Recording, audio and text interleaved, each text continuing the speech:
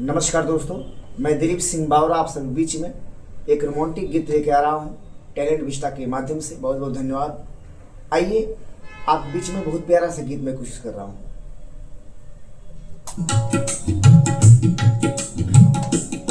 लैला को भूल जाएंगे, मजनू को भूल जाएंगे, लैला को भूल जाएंगे, मजनू को भूल जाएंगे।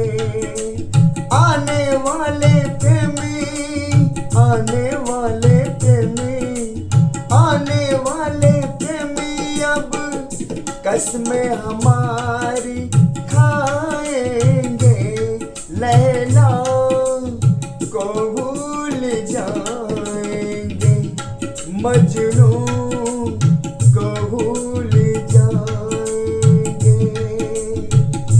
इस दुनिया को प्यार सिखाना काम हमारा होगा,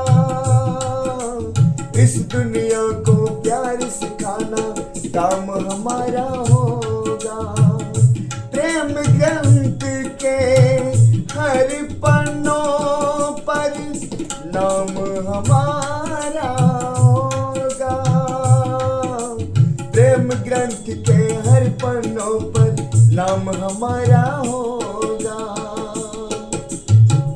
कुछ ऐसा कर जाएंगे अब, कुछ ऐसा कर जाएंगे अब, लोग भुलाना पाएंगे, लैला को भूल जाएंगे, मजनू